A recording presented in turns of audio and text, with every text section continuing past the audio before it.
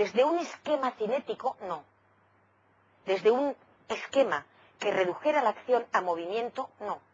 Porque el acto, la acción, sería aquello en lo que desemboca la potencia. Desde un punto de vista no cinético, sino activo y mucho más dianoético, las acciones posibilitantes serían todas aquellas que ya no son petitorias, carentes, trabajosas, insuficientes, imperfectas, sino que ya expresan o comunican o dan. ¿Os dais cuenta? Es decir, también las acciones son acciones posibilitantes, ¿verdad? Bien, entonces, ¿alguna pregunta más por el momento hacia este asunto? ¿Sí? A mí no me queda nada claro de todas las posibilidades, ¿no?, que se dan de dónde también se dan en el presente. Lo que pasa es que tú eliges una, ¿no? Quiero decir. Cuidado con el tú eliges, porque aquí no estamos invitados. Quiero decir, no hay, al parecer, por el momento, ningún sujeto y mucho menos un baluarte de nosotros que eligiera. Ahora bien, que parece que también hay posibilidades en el presente. Aquí hay muchas preguntas ya, necesariamente. Yo hago algunas ya. ¿Hay posibilidades irrealizadas desde este punto de vista? Las que no se dan en ese de dónde están, porque mucho cuidado, si pensamos en un antes y en un después, que no están aquí involucrados, tampoco, ¿verdad?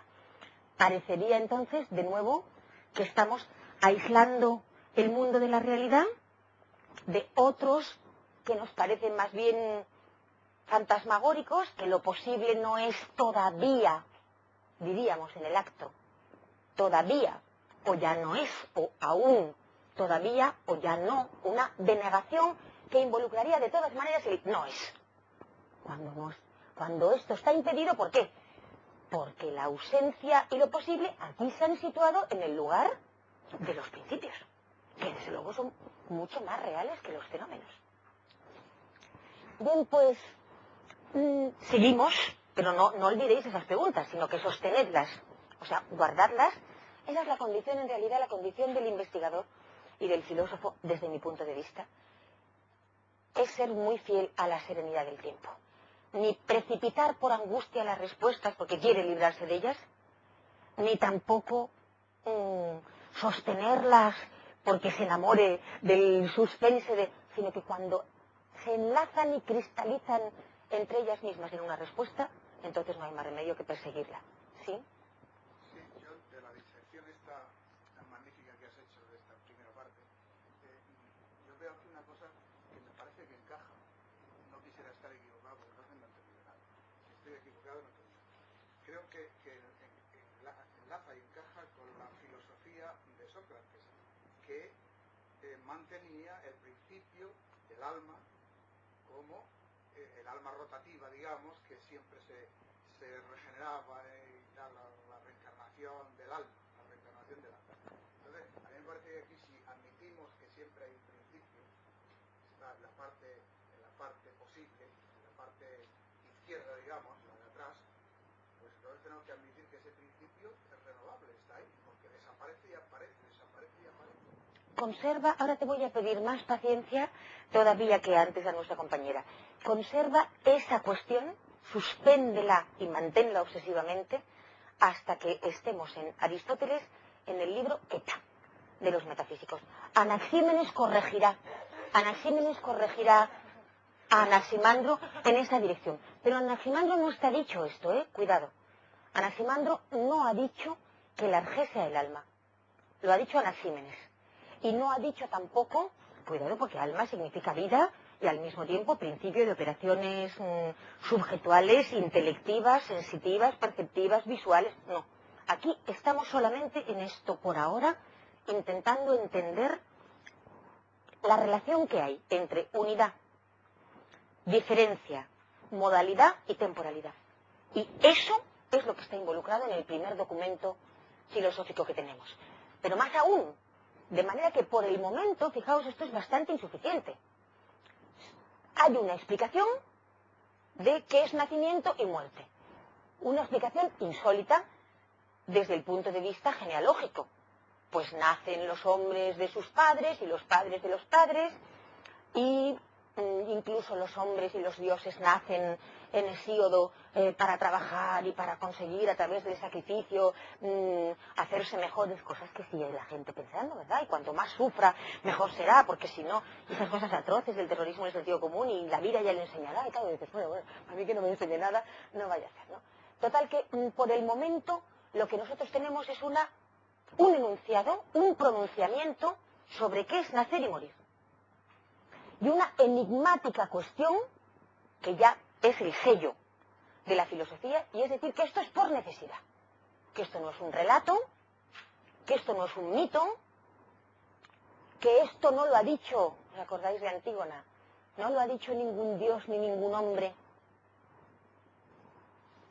Esto no tiene un sujeto de autoridad que lo avale, sino que ocurre que nacer se dice que es delimitarse y morir desdelimitarse. Y sin embargo, también es cierto, para los contemporáneos de Anaximandro y para nosotros, que no cabe duda de que eso es una explicación no solo comprensible, no solo verosímil, sino que más bien parece que en efecto nacer consiste en esto y morir en eso otro, porque en efecto llamamos corrupción a la descomposición de una unidad que delimita y diferencia respecto de todo lo otro distinto, ¿verdad? Sí. Una pregunta en alto. Hablar alto porque... Sobre este enunciado, lo que no diviso, no llego a entender es el vínculo que hay entre la posibilidad y la acción. Sí, sí. Que es lo que marca la frontera para delimitarlo y lo que es limitado. Sonrío porque esta parece la tarde de los enigmas y las posposiciones. Ese vínculo es el alma en el libro Eta de los metafísicos. De nuevo hay que conservar, no contestemos demasiado deprisa, de verdad. Esto significa entonces, yo ya no quiero estar en Anaximandro, no quiero comprender aquello por lo que dio la vida, sino que me interesa desde un punto de vista más bien de coherencia y unidad lógica. Vamos a ver qué significa, qué abre esa pregunta, cuál es el vínculo, antes de contestarla. Entonces, hay varias preguntas ahí ya puestas. Sin embargo, la explicación de Anaximandro ocurre ahora mismo. ¿Qué significa por necesidad? ¿Por qué pasa esto? Hasta aquí se ha dicho, yo entiendo, aunque ni siquiera sea adecuado, ¿verdad? Entiendo por nacer esto y por morir esto. Y esto se da por necesidad. ¿Vale? ¿Por qué? Porque hay nacimiento y hay muerte. ¿Y por qué consiste el nacimiento y la muerte en esto que tiene que ver con el ingreso en la delimitación en la unidad y por lo tanto en la presencia y por lo tanto en los lenguajes inteligibles? Y contesta él esto. Contesta que los presentes han de pagarse alelois, unos a los otros, a los alealú, unos a otros, han de pagarse la pena, el tributo, o sea, su vida, por haber cometido injusticia. ¿Y quién dice esto, además? ¿Quién dice que haya injusticia? ¿Y qué injusticia es esta? El orden del tiempo. Vamos a seguir sin proyectar, ¿verdad? ¿Qué injusticia es esta que parecen cometer los taonta, los presentes? ¿Y contra qué? ¿Contra qué? Agustín, alto. Esto es que parece que como si lo hubiera en un cómic de estos así raros, ¿no? La injusticia que cometen es la de ser presente. ¿Contra quién? Contra la posibilidad. Necesito otro. Y la posibilidad que